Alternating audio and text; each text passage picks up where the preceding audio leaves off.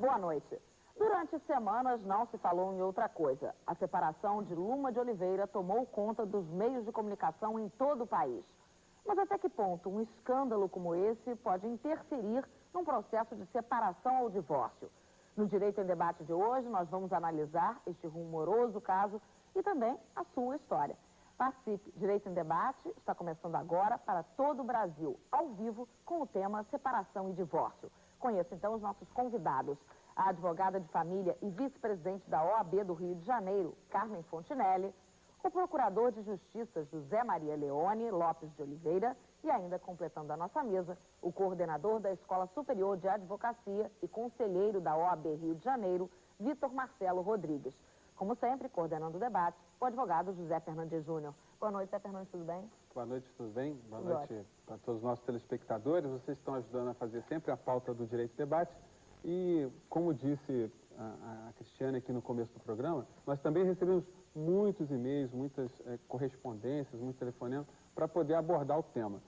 Particularmente, nós vamos aqui passar assim meio que rapidamente sobre o episódio, porque esse escândalo, entre aspas, ganhou demasiadamente espaço em todos os jornais, televisões, quer dizer, a vida íntima de uma pessoa, de um casal, sendo discutido, virou prioridade nacional, ao lado da briga lá do Zeca Pagodinho e outros assuntos menos edificantes. Como tem muita gente no Brasil que tem algumas dúvidas e aflições sobre casamento e separação, a gente vai usar esse caso como referência inicial, mas vamos entrar também para atender as dúvidas das pessoas que participam com a gente aqui no Direito e Debate. Na verdade, a ideia seria, quer dizer, até que ponto um escândalo como esse pode interferir em termos jurídicos, né, numa separação, não é isso? Doutora Carmen, sua opinião? Bom, veja bem, a minha opinião será sempre em tese, porque não só não deveria ser discutido nos jornais as questões exatamente de um casal, como nós que somos operadores do direito de família, nós sabemos que essas questões nós damos nome de segredo de justiça, ou seja, não devem ser ventilados os fatos que são inseridos dentro desse processo. Por quê? Exatamente porque não deveria haver nenhuma influência, porque se foi levado a questão do casal a um juiz, ele tem que ser totalmente imparcial. E para ele ser imparcial, obviamente que não pode haver, vamos dizer, influências negativas ou positivas de opiniões da imprensa, digamos assim. Até porque eu posso afirmar, eu acho que o Vitor e o Leone concordam comigo, que independente de se saber o que acontece, com certeza as notícias que saem nessas reportagens são todas, digamos assim, deturpadas, não devem refletir as verdades, né? Não devem, inclusive, sequer realmente construir um estereotipo para que o próprio público possa, digamos assim, ter uma opinião, uma noção exata do que está acontecendo. O que é importante saber é exatamente que não é bom isso, e eu sempre digo que nisso tudo eu fico pensando que é ruim para os filhos, não é? Eu acho que não deve ser bom para uma família e muito menos para os filhos, para as crianças envolvidas nessa família, que toda a questão interna dela seja discutida seja ventilada pelos jornais, porque realmente discutida ela só pode ser dentro de um processo em segredo de justiça, onde só as pessoas que devem manusear o processo é que devem ter acesso e o juiz no final dá uma decisão. Doutor Vitor, quer dizer, isso pode acabar influenciando, quer dizer, na hora de se estipular com quem os filhos ficam, quer dizer, esse tipo de escândalo pode acabar influenciando nessa decisão? Olha só, em tese, não. O magistrado deverá ali, com as partes, ver quem tem melhores condições de ficar com a guarda do menor. Todavia, a gente sabe que na hora que se leva à imprensa, que se discute o tema e que você começa a ter repórteres dando suas opiniões, ouvindo a população, isso pode influenciar, pode trazer um benefício em determinado momento, mas depois acabar prejudicando quem? O menor. Nós temos que olhar que são duas crianças nesse caso, não é verdade? Parece não. Terminada a relação entre a Luma e o seu cônjuge, eles terão um laço eterno que são os filhos. Então, é em função dessas crianças que se deve pensar no futuro e a decisão judicial a ser tomada tem que olhar exatamente o menor. Doutor Leone, enfim, vários outros aspectos de natureza jurídica, enfim, caem na pauta dos meios de comunicação antes de chegar lá ao Ministério Público, ao promotor ou advogado. Então, nessa linha, também queria saber a tua opinião. É possível ter uma decisão isenta sobre determinados problemas quando eles são exaustivamente colocados na televisão, as pessoas se apaixonando por aquele episódio, se apaixonando, se envolvendo naquele problema, debatendo, né? Mas é sempre naquela discussão um pouco vulgarizada, quem é que tinha culpa, quem é que estava segurando o quê, quem é que estava com quem, né? Uma linha sensacionalista. Me parece que, em princípio, o juiz deve ficar isento às notícias extrajudiciais, né? Ele tem que julgar com a prova dos autos, a prova testemunhal e tal. E a Carminha observou bem, se dentro de um processo as testemunhas são sempre contraditórias, não há sempre uma unanimidade, que sai notícia extrajudicial, que disse, me disse. Agora, efetivamente, pode ser que o juiz psicologicamente se sinta influenciado, né? Eu acho que o juiz não é um computador, ele julga com sentimento, não é verdade? Então, que o juiz sofre influência na sua vida particular, é evidente. Imagine um juiz que acabou de ser abandonado pela sua esposa, e naquele dia ele se dirige ao fórum, ele tem que julgar uma separação judicial, também que a mulher abandonou o marido. Quer dizer, eu não sei se ele estará com a mesma tranquilidade que ele tinha antes para fazer o julgamento, já que é um ser humano.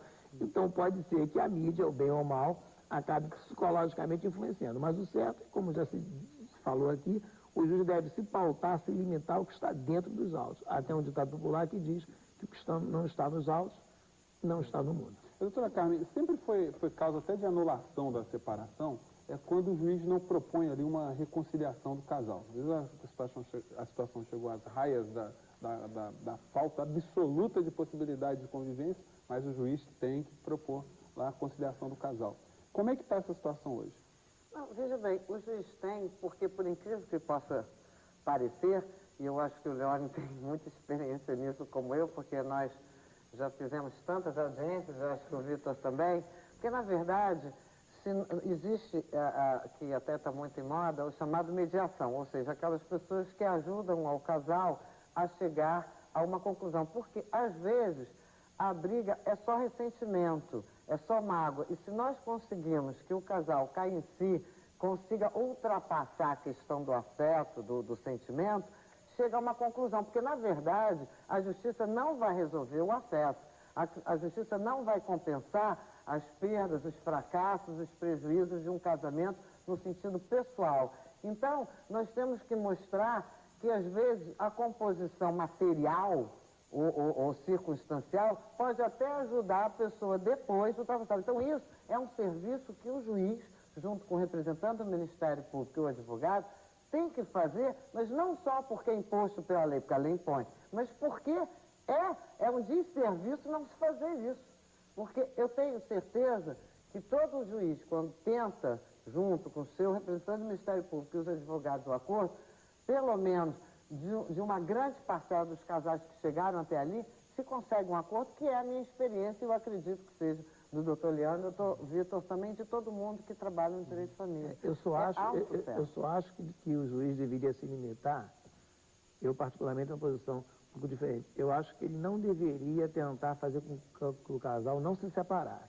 Eu acho que o juiz deve, sim, se há um processo litigioso, transformar em consensual. Sim, lógico. Agora, evitar que o casal não se separe, eu acho que é uma intervenção na privacidade das pessoas. Quer dizer, a pessoa maior e capaz, um médico, uma engenheira, quer separar o juiz. Se acha no direito, não, ele gosta muito de você, você adora ele, vocês vivem bem. Não conhece, entre quatro paredes, nunca viu, entendeu? Parece que tem razão. Bem, se nós começamos falando um pouco sobre um caso polêmico, bastante divulgado pela imprensa, agora acho que está na hora da gente abrir um pouco aqui para o seu caso, para a sua participação, que são os casos do nosso dia a dia, não é? E quem conversa conosco é a Antônia Maria Barroso, aqui do Rio de Janeiro. Boa noite, Antônia. Boa noite. Pode fazer sua pergunta. Olha só, eu queria uma informação, sim. A minha filha, ela casou com um chileno, sim. Nesse casamento, não tiveram casa junto, não moraram junto. E agora ela tem mais de 2 anos, tem 2 anos e 5 meses, né? Ela está um pouco nervosa. Aí, nunca moraram junto, não tiveram casa junto, né? E diz que é uma separação, mas ela não quer, ela quer, assim, anular o casamento. Se há a possibilidade de anular o casamento. Bom, doutor Leone, obrigado pela sua participação, hein? Em princípio, pela colocação do problema, me parece que não é caso de anulação. Os casos no direito de família só se admite aquilo que chama de nulidade textual, quer dizer, nós não temos nulidade virtual, quer dizer, só aquelas expressas na lei. Então tinha que ser doença grave, erro de pessoa, quer dizer, pelo que ela me disse, no catálogo lá não se enquadra nenhuma das hipóteses. Me parece que o caso seria uma separação judicial, comum ou consensual litigiosa. Me parece que não cabe Uma anulação. anulação, não. Ok, nós vamos agora para o primeiro intervalo do programa de hoje e voltamos a seguir com o Direito em Debate. A gente volta em um segundinho. TVE é uma emissora da Rede Brasil.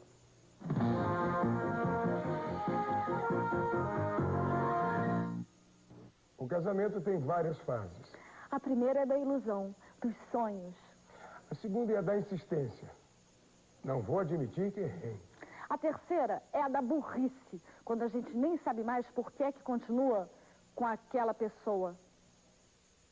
Será que é isso mesmo, hein, Zé Fernandes? Será que o casamento passa por todas essas fases? Bom, eu não sei, doutora Carmen, a senhora que é uma advogada especializada nessas conciliações, reconciliações e até mesmo as separações.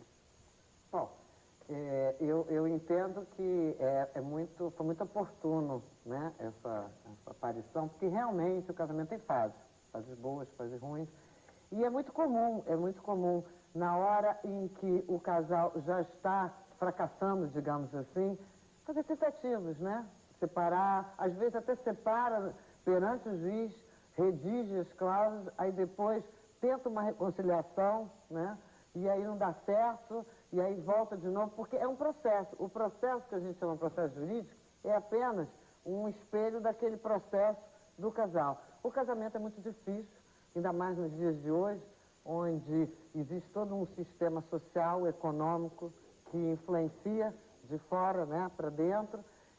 Mas acho que dar certo no casamento é um amadurecimento que, infelizmente, nem todos têm. Então, é assim, são fases. Então, o advogado de família, ele tem que ter uma sensibilidade, ele tem que saber administrar o problema até que chega o tempo que realmente não tem jeito, e aí a separação, ela é completa. Até para as próprias cláusulas, para o próprio acordo, para tudo dar certo, porque quando o ódio está muito latente, ninguém consegue fazer acordo com raiva, né, com ressentimento. Doutor Vitor, o senhor que é contratualista, o senhor, enfim, especializado nessa área de contratos. O casamento, ele é visto por muita gente como um mero contrato, enfim, se abstraindo um pouco os aspectos religiosos. Agora, as pessoas que enfim, têm uma visão mais romântica, né, da história, vê o casamento é uma instituição, o casamento é algo muito superior, e pelo que a gente vê nesses pontos que nós estamos tocando aqui, que há toda uma estrutura jurídica para que se mantenha o casamento formado, que seria a célula máter da sociedade, da família. Bem, como é que o senhor vê isso? O casamento é um contrato, do meu ponto de vista, só que com cláusulas, vamos assim dizer, especiais. Ainda mais quando se fala num pacto antinupcial, onde as partes vão, por escritura pública, estabelecer